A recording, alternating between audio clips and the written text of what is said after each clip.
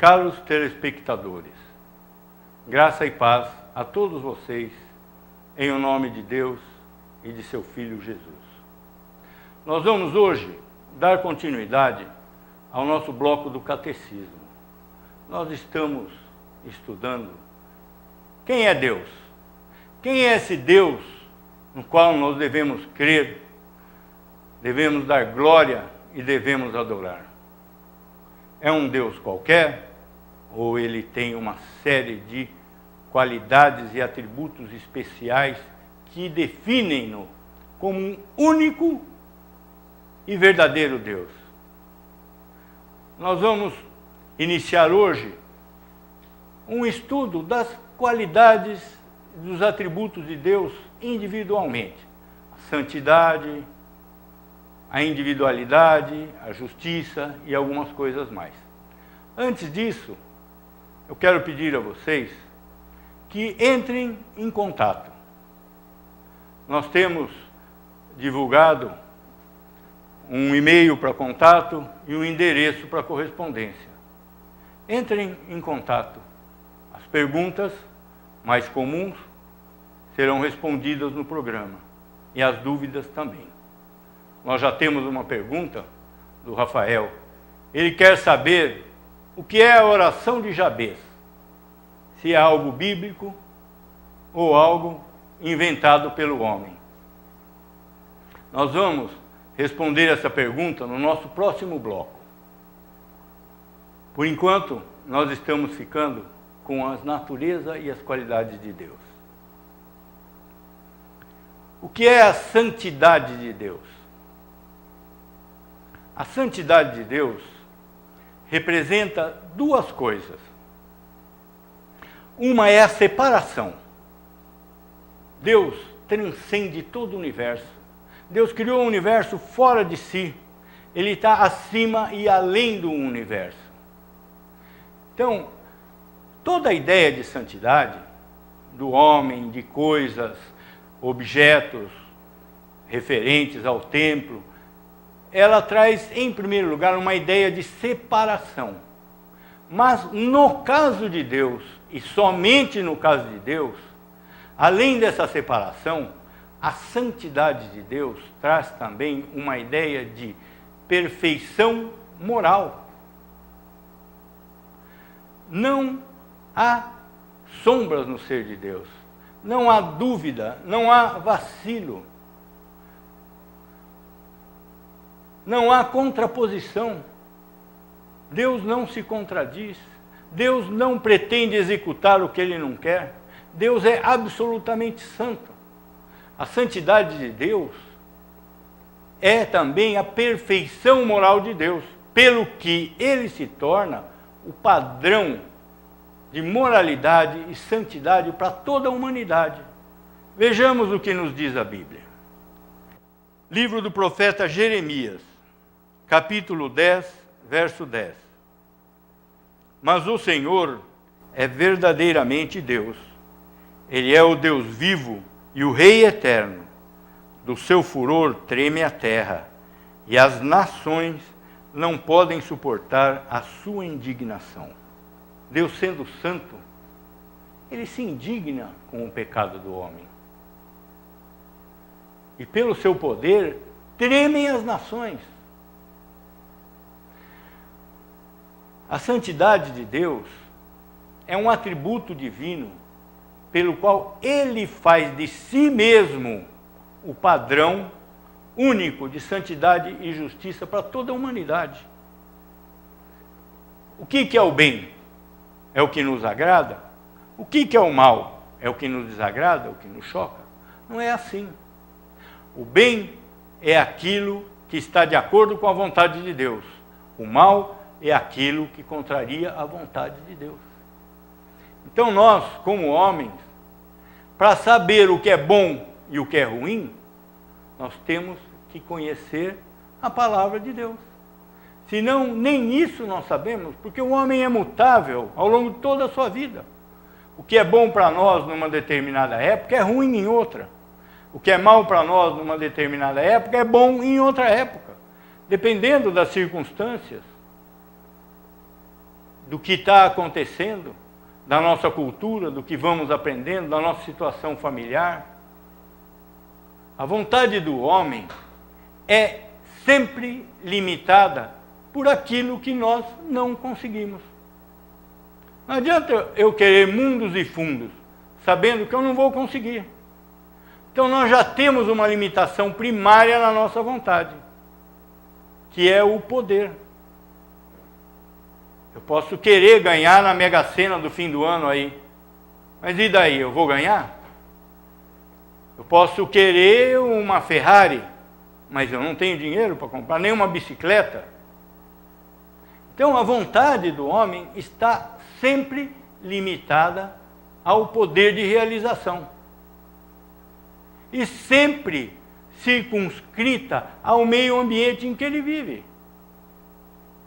Aquela circunstância, aquele momento. Eu estou andando na rua, o leão fugiu do circo, está ali na minha frente. A minha vontade é arrebentar com o leão, mas o meu juízo manda que eu saia correndo. E o juízo vai prevalecer sobre a vontade. Então a vontade do homem é sempre limitada, por mais poder que essa pessoa tenha. Que ele seja presidente da nação mais poderosa do mundo. Ele está limitado pelo Senado, pelo Congresso, pelas próximas eleições, ele tem que agradar os eleitores. Mesmo que ele seja um tirano, como existiram na antiguidade, ele está limitado pelos seus inimigos, pelas suas mulheres, pelos seus filhos. Não existe possibilidade do homem realizar a sua vontade conforme o seu bel prazer. O que não é o caso de Deus. Deus, pela sua santidade, ele estabelece, isso é bom, isso é ruim. Você quer saber o que é bom e o que é ruim? Procure na palavra de Deus. Vejamos mais o que nos diz a Escritura a respeito de Deus. Isaías 44, verso 6. Assim diz o Senhor, Rei de Israel, seu Redentor, o Senhor dos exércitos, eu sou o primeiro e eu sou o último, e além de mim não há Deus. O que nós podemos trazer para nós mesmos desse pequeno trecho que nós acabamos de ver até aqui? Em primeiro lugar, somente Deus é santo, não existem homens santos.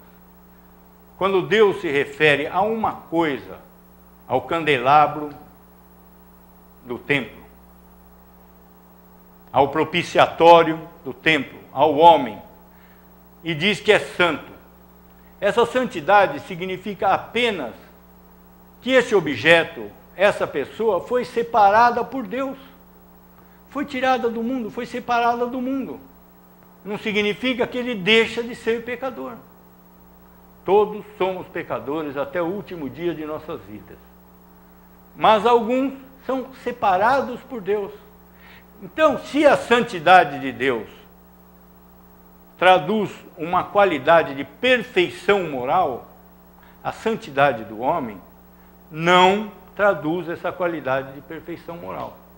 Traduz pura e simplesmente uma separação deste homem para um relacionamento especial com Deus. Ele vai ser pecador, mas vai se relacionar de forma especial com Deus, através do mediador. Jesus Cristo, homem, Jesus Cristo, Deus. Então isso é a santidade de Deus e a santidade do homem. Outra coisa que Deus nos diz a respeito da sua santidade, que está no verso de Isaías que acabamos de ler. Eu sou o primeiro e o último, e além de mim não há Deus. Isso derruba por terra todas estas pretensões que existem hoje de se constituir uma religião ecumênica, um sincretismo religioso, onde Alá é o mesmo Deus, onde o universo dos budistas é o mesmo Deus. onde Deus perde completamente a sua identidade e as suas características, para quê? Para satisfazer a vaidade do homem. Isso jamais vai existir. Isso é uma mentira que é pregada por pessoas que pretendem pura e simplesmente destruir o cristianismo. Isso é o ecumenismo, uma mentira mundial que, infelizmente, de acordo com as predições bíblicas, ela vai se realizar. Evidentemente que haverá, como sempre houve em toda a história do povo de Deus, haverá um remanescente fiel. Deus nunca abrirá a mão de manter para si uma igreja fiel na terra, que só Ele conhece, e está espalhada por todo o mundo, por todas as denominações. Qualquer denominação, qualquer que disser a você que somente os membros daquela denominação serão salvos, é uma denominação infiel que não merece ser chamada de religião.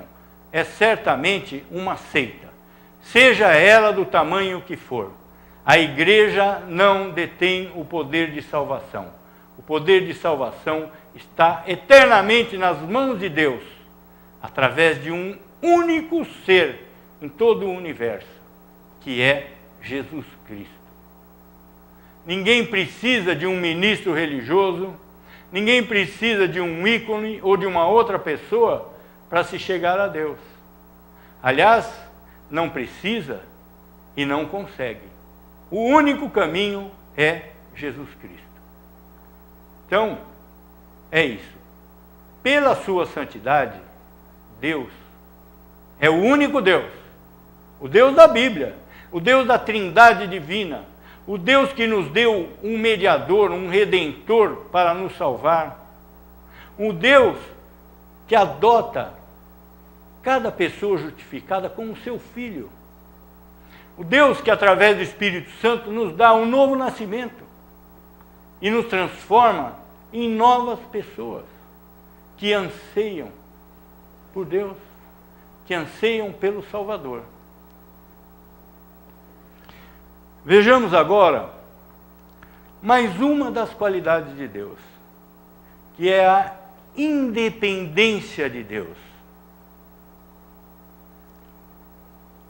Deus é completamente independente. Deus não criou o universo por uma necessidade sua. Deus não tem os anjos na sua presença por uma necessidade sua. Os anjos foram criados para a glória de Deus. Alguns anjos caíram para a glória de Deus. A humanidade foi criada para a glória de Deus. Tanto que nós vimos na pergunta anterior que o fim principal do homem é dar glória a Deus, é glorificar a Deus. Para isso o homem foi criado. É claro que o homem tem suas metas na terra, nós vimos isso também, tem sua família, tem seus pais. Cabe a ele cuidar disso tudo, tendo em mente, em primeiro lugar, a glória de Deus. Para isso foram criados os homens. Para isso foi criado o céu. Para isso foi criado o inferno. Deus se glorifica naquele que vai para o céu, Deus se glorifica naquele que vai para o inferno. Todas as coisas são para a glória de Deus. Deus usa o ímpio, Deus usa o pecado para a realização do seu plano. Nada é sem sentido nesse mundo. Tudo foi criado por Deus para a sua glória, para a realização do seu plano eterno. Os anjos eleitos, que adoram a Deus dia e noite, cumprem o plano de Deus. Os anjos caídos, que atormentam os homens dia e noite, foram criados e trabalham para a glória de Deus. Se não existe o bem, não sabemos o que é o mal. se não existe o mal, não sabemos o que é o bem. O bem e o mal foram criados por Deus, para a sua glória, para a execução do seu plano interno, eterno. Nós conseguimos entender isso? Não. Mas está revelado? Está revelado. O que está revelado, c'est fini, acabou. O Filho de Deus não discute a revelação divina. Eu antes reconheço a pequenez da minha mente, mas nunca irei contestar a Deus. Nós somos finitos, Deus é infinito. Nós somos mutáveis, Deus é imutável. Deus tem todo o poder do mundo, nós não temos poder nenhum. Então, a independência de Deus nos diz que Ele não depende de nenhuma criatura, de nada no universo. Ele está além do universo. Ele existia antes do universo. Existe uma pergunta bastante capciosa de pessoas mal intencionadas que dizem: o que Deus fazia antes de criar o universo? Como se o universo fosse a razão da existência de Deus, como se o homem fosse a razão da existência de Deus. Ora, o que Deus fazia antes de criar o universo não existe na mente de Deus, nem antes e nem depois. O universo sempre existiu na mente de Deus, ao ponto que nem é correto nós dizermos que Deus criou o universo. O correto é dizer que Deus trouxe o universo à existência. Mas Deus, sendo o Deus único, que subsiste em 3 pessoas divinas, iguais e eternas, Ele se realiza plenamente. Deus é plenamente feliz no seu ser. Porque o único amor verdadeiro que existe é o amor entre as pessoas da Trindade. O amor de Deus para com o homem é chamado o amor ágape. Essa palavra vem do grego e ela significa o amor por uma pessoa indigna. O amor por uma pessoa indigna. O homem não é digno do amor de Deus. Mesmo assim, Deus amou o homem de tal forma que Ele mandou o seu Filho unigênito para que todo aquele que nele crê seja salvo. E para que, ao mesmo tempo, todo aquele que nele não crê seja condenado. Aí que nós vemos também, novamente, a independência de Deus. Deus se glorifica na sua palavra, porque a palavra de Deus não voltará vazia. Alguns acreditarão, outros negarão. Aqueles que acreditaram serão salvos para a glória de Deus. Aqueles que não creem serão condenados para a glória de Deus. Não existe um jogo de videogame cósmico, onde Deus está lá brigando com o diabo para saber quem é salvo, quem não é salvo. Deus determina quem vai ser salvo, quem não vai ser salvo. Deus determina em quem Satanás não está autorizado a pôr a mão e quem será entregue a Satanás. Nós vemos isso perfeitamente no livro de Jó. Deus entregou deliberadamente Jó nas mãos de Satanás. Enquanto Jó estava sob a proteção de Deus, Satanás não estava autorizado a pôr a mão sobre ele.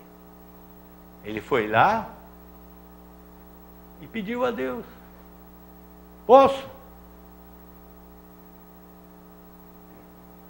Ele é um funcionário, ele é um servo de Deus como qualquer outro.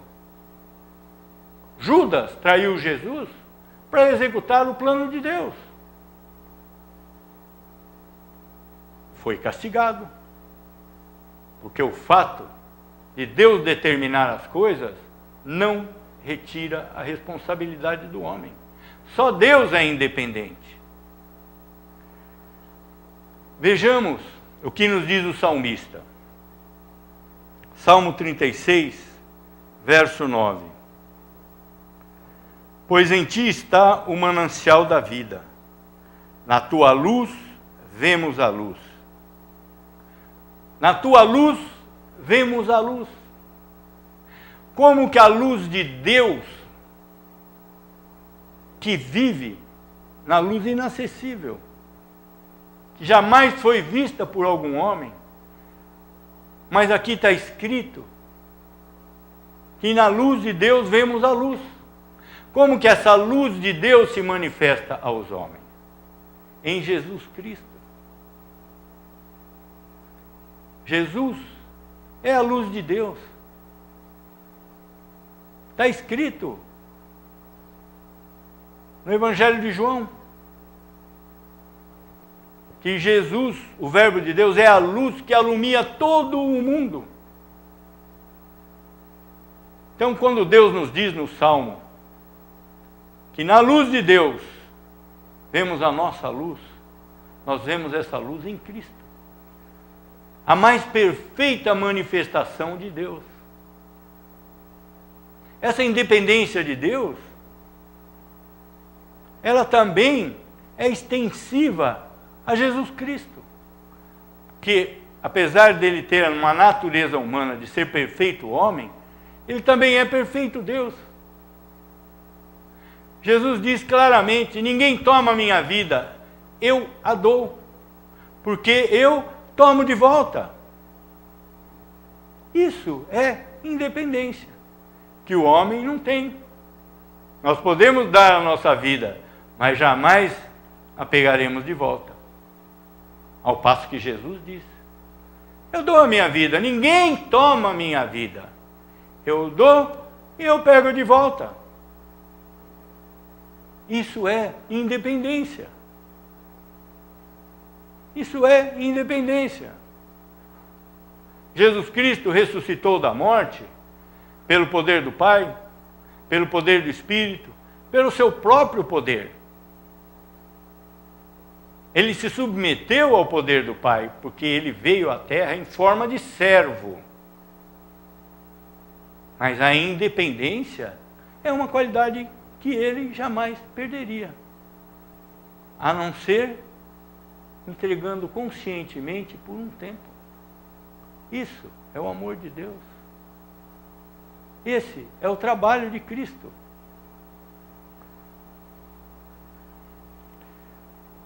Vamos ver o que nos diz a Bíblia.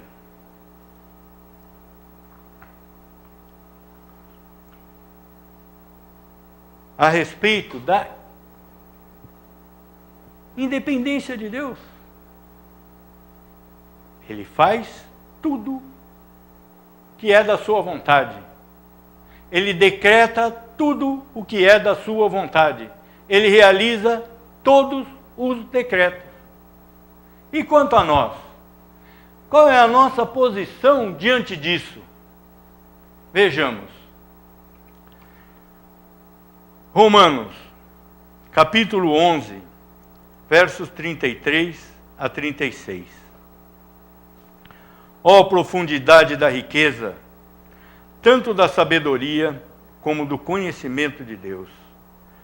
Quão insondáveis são os seus juízos, e quão inescrutáveis os seus caminhos. Quem, pois, conheceu a mente do Senhor? Ou quem foi o seu conselheiro? Ou quem primeiro deu a ele, para que lhe venha a ser restituído? Porque dele, e por meio dele, e para ele, são todas as coisas. A ele, pois, a glória eternamente. Amém. Esse verso de Romanos, nos traz perfeitamente a ideia do que é a independência de Deus e a posição do homem com relação a isso. A posição do homem com relação a isso é de adoração. de dar glória a Deus pela sua independência. Porque se Ele dependesse de nós para realizar qualquer que seja dos seus planos, esse plano não se realizaria jamais. O homem é fraco, é mutável, é pecador.